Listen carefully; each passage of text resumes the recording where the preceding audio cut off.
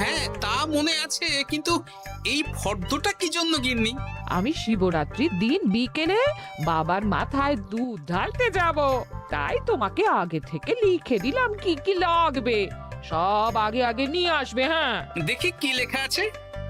দুধ 1 সের, গঙ্গা জল, নারকেল, ঘি, মধু, দই, সন্দেশ, রসগোল্লা, আকন্দ ফুলের মালা, ধূপ, মোমবাতি, 108টা বেলপাতা, ধূত্র ফুল, নীলকণ্ঠ ফুল, লাল পাড়, সাদা পাটের শাড়ি।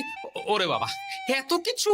হুম, এখন ওরে বাবারে মারে কিছু চলবে না, চলবে না। আর আগে থেকে লিখে দিয়েছি, আমি কোনো বায়না শুনবো না। হ্যাঁ, যদি না নিয়ে আসো তাহলে কিন্তু চলে যাব।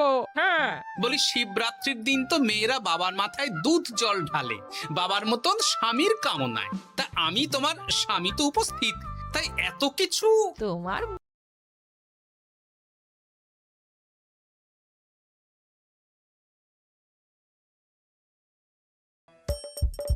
হাসির রাজা, জ্ঞানের রাজা, রসিক রাজা।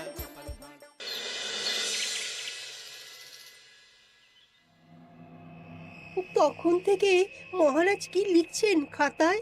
মনে হচ্ছে সকাল থেকে চিন্তা ওনার মাথায়। হ্যাঁ, তাই মনে হচ্ছে। আমাদের সাথে কোনো কথাই বলছেন না, শুধু লিখে চলেছেন।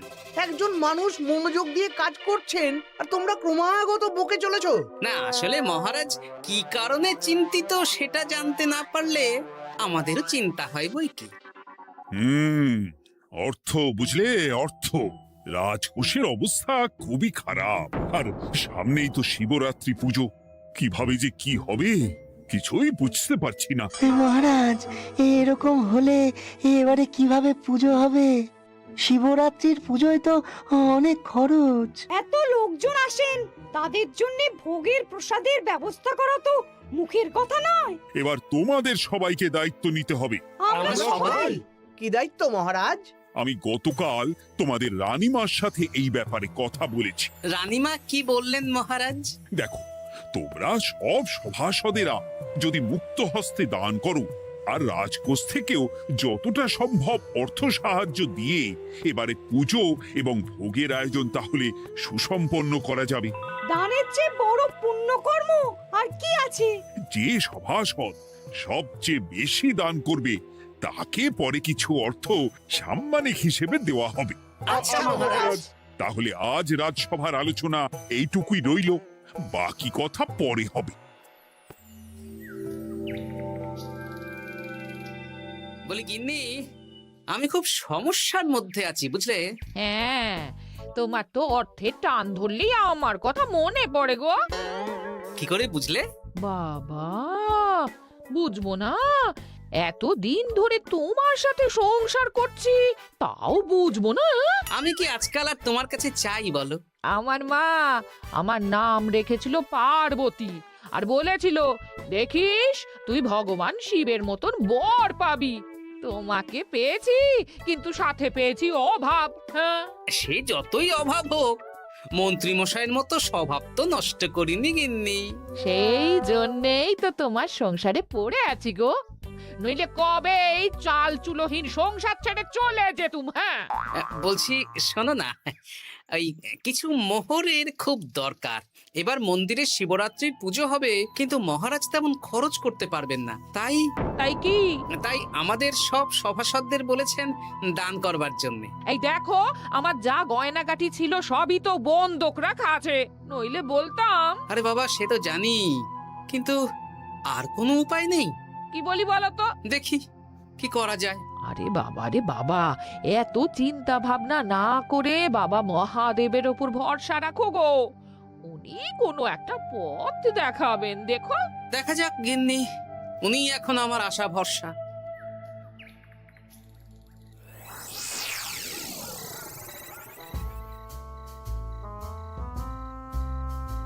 আরে মন্ত্রী মশাই, আপনি তখন থেকে শুধু এদিক ওদিক করছেন কেন বলুন তো? তা কি করব? না, আমরা তো বুঝতে পারছি না আপনার কি হলো। জীবনে অনেক অপমানিত হয়েছি, অনেক মার খেয়েছি, এবার সম্মান চাই। আর কেউ সম্মান না করলেও আমরা কিন্তু আপনাকে বেশ সম্মান করি মন্ত্রী মশাই। তোদের সম্মান আর মহারাজের সম্মানের মধ্যে অনেক পার্থক্য আছে। না, ওই ছোট মুখে বড় কথা বলছি মন্ত্রী মশাই, ক্ষমা করবেন। হ্যাঁ, মহারাজ আপনাকে কেন সম্মান করবেন? সামনে শিবরাত্রি, প্রত্যেক বছরের মতন এবছরেও গ্রামের মন্দিরে রাজবাড়ির তত্ত্বাবধানে পুজো হবে, আর সেই পুজোয় আমাকে দান করতে হবে। তা করুন, আপনার কি অর্থের অভাব নাকি? আরে বাবা, সব অর্থ দিয়েই তো তোদের গিন্নিমার গয়না বানিয়ে দিয়েছি, আমার হাতে আর আছে কই? ও, এই সামান্য ব্যাপার। আপনি মাছের তেলে মাছ ভাজুন। হ্যাঁ, আমিও তো তাই বলতে চাইছি। খোলসা করে বলতো তুই কি বলতে চাইছিস? মানে আমি বলতে চাইছি, আপনি আমাদের দায়িত্ব দিন, আমরা রাজ্যবাসীদের থেকে চাঁদা তুলবো, ভিক্ষে করব। আরো অনেক কায়দা করে অর্থ উপার্জন করে আপনার হাতে দেব, আর সেই অর্থ আপনি নিজের বলে চালিয়ে দেবেন। ব্যাস, তাহলে তো আমার 90% চিন্তাই মাথা থেকে নেমে গেল। ব্যাস, আর কোনো চিন্তা নেই।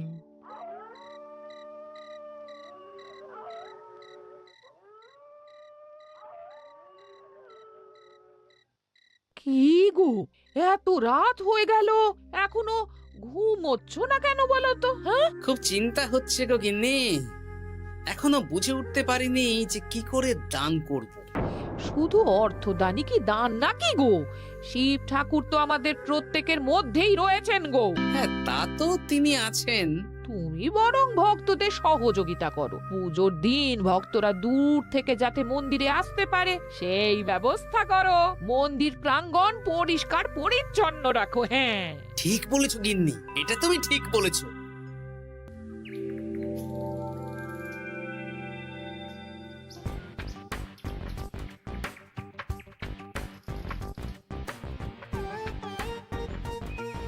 এই যে, বাড়িতে কে আছেন?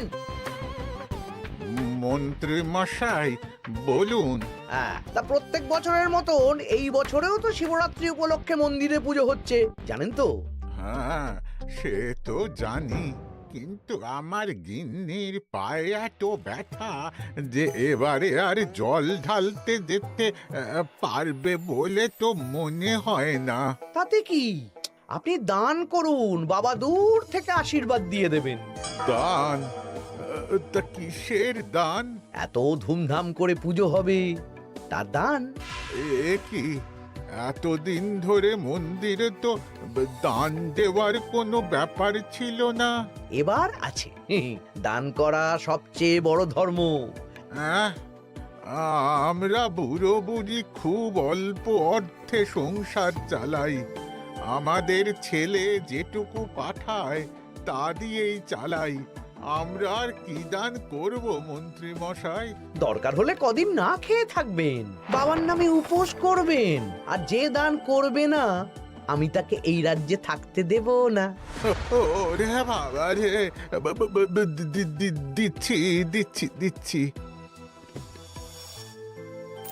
আর শুনুন, এই দানের ব্যাপারটা যেন 5 কান না হয়, নইলে কিন্তু। ওরে বাবা, না না না, ঠিক আছে ঠিক আছে। আজকে সারাদিনে ভালোই রোজগার হয়েছে, কি বলিস বটা? হ্যাঁ, কালকে আবার সারাদিন চাঁদা তোলা হবে। চাঁদা নয়, বল চাঁদার নামে দান তুলছি। হ্যাঁ, আর যা ভয় দেখাচ্ছি, কেউ ভয় মুখ খুলবে না। এই তো যাই, এরকম চলতে থাকলেই আমাকে সেরার সেরা দানি হওয়া থেকে কেউ আটকাতে পারবে না। এই তুমি এই ভর দুপুরে বস্তা কাঁধে নিয়ে কোথায় যাচ্ছ গো? একটু জঙ্গলের দিকে যাচ্ছে গিন্নি, শুকনো কাঠ নিয়ে আসি। পুজোর দিন তো ভোগের রান্না করতে জ্বালানি লাগবে, দেখি শুকনো কাঠ নিয়ে রাজবাড়িতে দিয়ে আসবো। বেশ বেশ বেশ, যাও। হে দেবাদিদেব মহাদেব, তুমি একটু দেখো বাবা।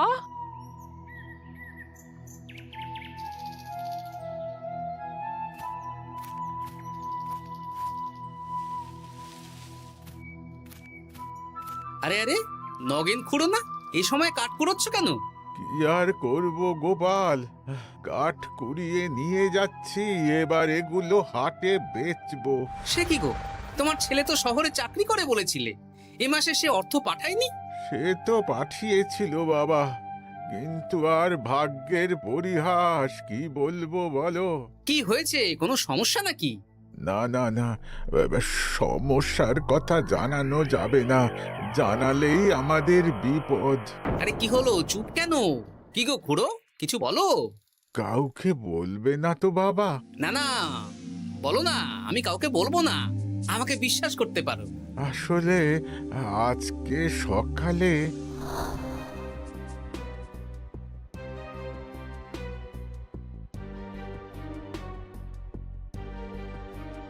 হ্যাঁ, মন্ত্রী মশাই? হ্যাঁ, শুধু আমাদের বাড়ি থেকে না, গ্রামের সব বাড়ি থেকে তুলেছে।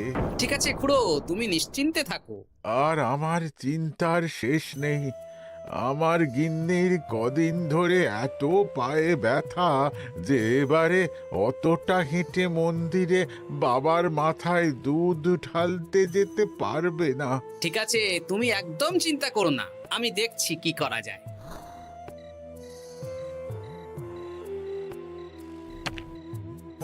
প্রহরী, এটা ভাড়ার ঘরে রেখে দিয়ে এসো। বলো গোপাল দিয়েছে, ভোগ রান্নার সময় জ্বালানি লাগবে তো, তাই এই কাঠ দিয়ে গেলাম। আচ্ছা গোপাল দাদা।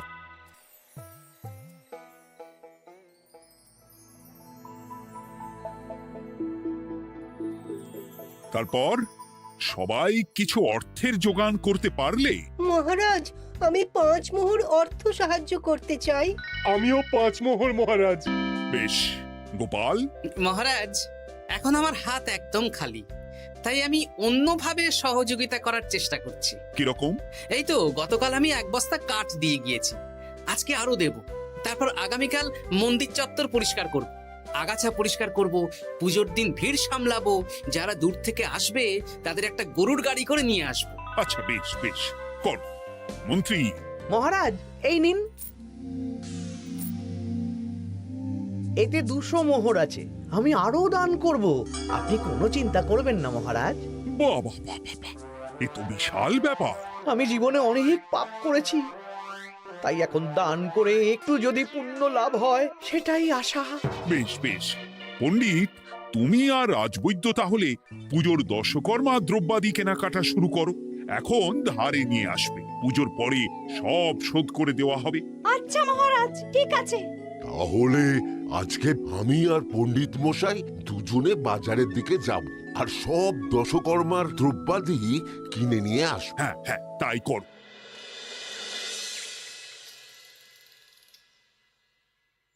এই ঘটা পুঁটির বাবা একটা কানা করিও চাঁদা দেয়নি। হ্যাঁ, আমার মাথায় একটা বুদ্ধি আছে। কি বুদ্ধি?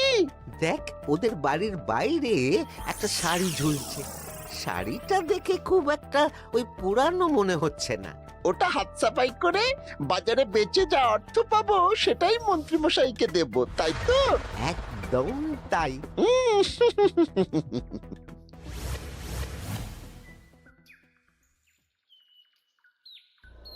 হাই পুটি, দেখ তোদের বাড়ি থেকে বটা ঘটা কাকা শাড়ি চুরি করছে। হ্যাঁ তাই তো, ন্যাপলা। ওরে বাবা রে, মরে গেলাম রে, ওরে মরে গেলাম। পালাও পালাও পালাও, ওরে বাবা। এই কি হয়েছে রে, চিৎকার করছিস কেন? আর বটা ওভাবে পালালো কেন? এই বটা ঘটা কাকা ওই পুটির মায়ের শাড়ি চুরি করে পালাচ্ছিল, আমরা ধরে ফেলেছি। সাব্বাস, এই তো চাই। তার মানে মন্ত্রী মশাই এখন দান করার জন্য চুরিও করাচ্ছে। বাহ! কি ভাবছো গোপাল দাদা? না, কিছু না। আচ্ছা পুটির বাবা, তোমাদের বাড়ি মন্ত্রী মশাই চাঁদা তুলতে আসেননি? এসেছিলেন তো, কিন্তু আমি বলে দিয়েছি আমি পারবো না। নিজেদের বীজ ধান কেনার অর্থ নেই, চাঁদা দেবো কি করে? আচ্ছা, এই ব্যাপার, এবার বুঝতে পেরেছি। অনেক ভয় দেখালেন, চমকালেন, কিন্তু কিচ্ছু দিইনি। তাই বটা ঘটা চুরি করতে এসেছিল, বুঝেছি। বেশ, এই সাবধানে থেকো। কিভাবে যে সংসার চালাবো? শোনো পুটির বাবা, তুমি এক কাজ করো। বলো। জঙ্গলে অনেক ধুত্র গাছ, আকন্দ গাছ আছে। তুমি পুজোর দিন সকাল থেকে মন্দিরের কাছে একটা ফুল মালা বেলপাতার দোকান দাও। এটা ভালো বুদ্ধি দিয়েছো। আমি তো এখন মন্দির প্রাঙ্গণ সাফ সাফাই করতে যাচ্ছি, আমি বরং কাজের ফাঁকে তোমার জন্য একটা ছাউনি দিয়ে মন্দিরের কাছে দোকান বানিয়ে দেব। তাহলে তো খুবই ভালো হয়। এই পুটি, তোরাও আমার সাথে চল, হাতে হাতে সাহায্য করবি। চল চল চল। চলো গোপাল দাদু।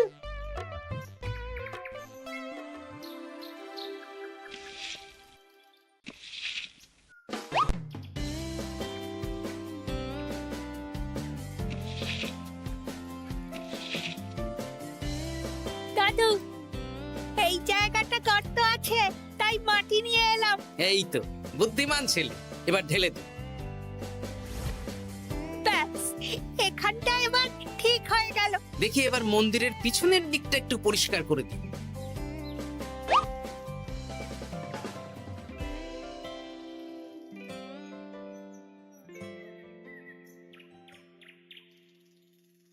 জয় মহাদেব। এ কি, কিসের আওয়াজ হলো? হ্যাঁ দাদু, কিরকম একটা টং করে আওয়াজ হলো। দেখি তো। আরে বাবা, এটা ঘোড়া মনে হচ্ছে। হ্যাঁ তাই তো মনে হচ্ছে। জয় মহাদেব। বের করো বের করো। এই তো।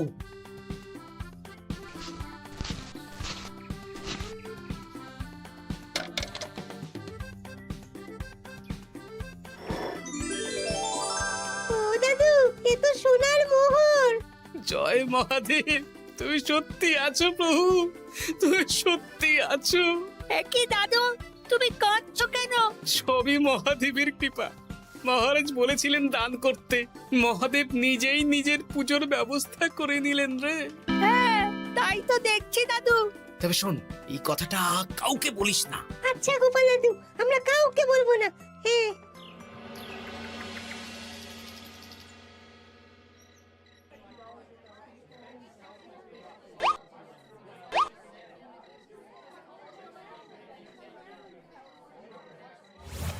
এবার আগামীকাল পুজো।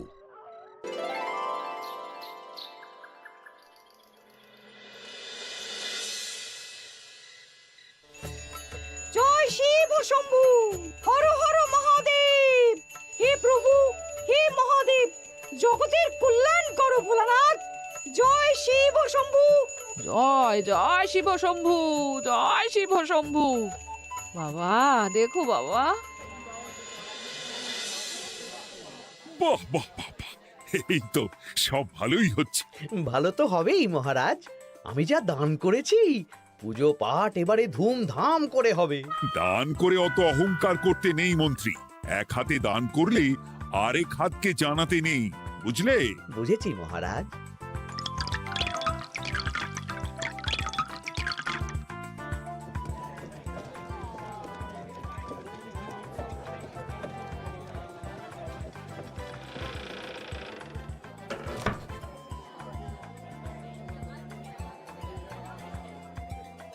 আসুন খুড়িমা, আপনি আসুন।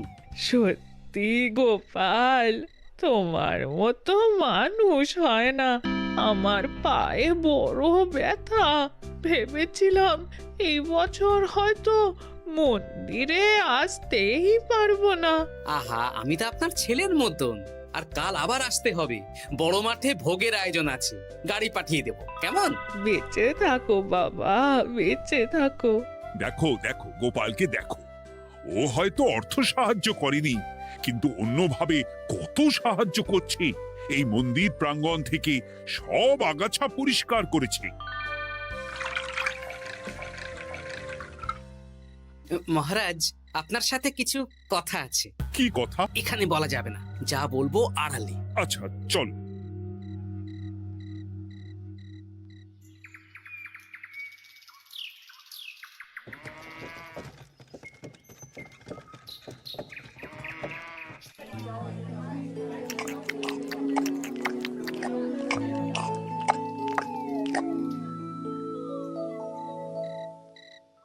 আজ সান্ধ্য সভায় সবাইকে আমি ডাকলাম, তার একটাই কারণ। কি কারণ মহারাজ? কি বলবেন আজ? গতকাল শিবরাত্রির পুজো আর আজ বেলার পুজোর ভোগ গ্রহণ পর্ব বেশ ভালোভাবেই সুসম্পন্ন হলো। এতে আমি খুব খুশি ও শান্তি পেয়েছি। তাই মহারাজ আমাকে সম্মান প্রদান করবেন, তাই তো? আমার মনে হয় আমি সবচেয়ে বেশি দান করেছি। না, তুমি তো কোনো নিঃস্বার্থ দানই করনি। মানে আমি যে কত মোহর দিলাম। ওগুলো তো লোকজনকে ভয় দেখিয়ে দানের নামে চাঁদা তুলে দিয়েছো। সেরেছে, সব জেনে গেছেন। হ্যাঁ, সেই জন্য সম্মান নয়, তোমাকে শাস্তি দেওয়া হবে। ওরে বাবা রে, ভুল হয়ে গেছে, ভুল হয়ে গেছে। ক্ষমা করুন মহারাজ, ক্ষমা করুন। এসব ক্ষমার অযোগ্য ভুল। যাই হোক, মহাদেবের কৃপায় মহাদেবের পুজো হয়েছে। তুমি যে অর্থ লোকজনের কাছ থেকে তুলেছিলে সেটা লোকজনের মধ্যেই বিলিয়ে দেওয়া হবে। তাহলে পুজোয় যা খরচ হলো তার বকেয়া কিভাবে মেটাবেন? সেটার ব্যবস্থা তো স্বয়ং মহাদেব করেছেন মন্ত্রীমশাই। হ্যাঁ, মহাদেব কিভাবে? আমি একদিন বিকেল বেলা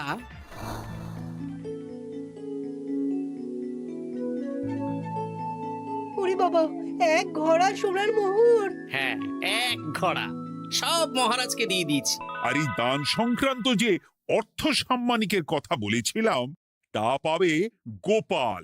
ধন্যবাদ মহারাজ। তবে মন্ত্রীমশাই যে অর্থ লোকজনের কাছ থেকে বলপূর্বক তুলেছেন সেটা দিয়ে গরিব চাষি ভাইদের বীজ কেনার অর্থ দান করা হবে। আর মহাদেবের কৃপায় যে এক ঘড়া মোহর পাওয়া গেছে তা দিয়ে বকেয়া মেটানো হবে। সাবাস গোপাল, সাবাস! এই না হলে আমার গোপাল। সাধু সাধু! আর মন্ত্রীমশাইকে কি করা হবে? ওকে কাল শাস্তি দেওয়া হবে।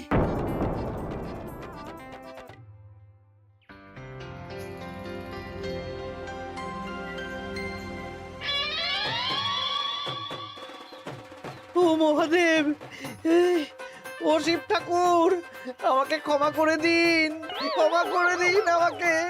ওসব না বলে একবার কান ধরে উঠবস করুন আর একবার করে বলুন, জয় মহাদেবের জয়। জয় মহাদেবের জয়, জয় মহাদেবের জয়, জয় মহাদেবের জয়। সবই মহাদেবের দান।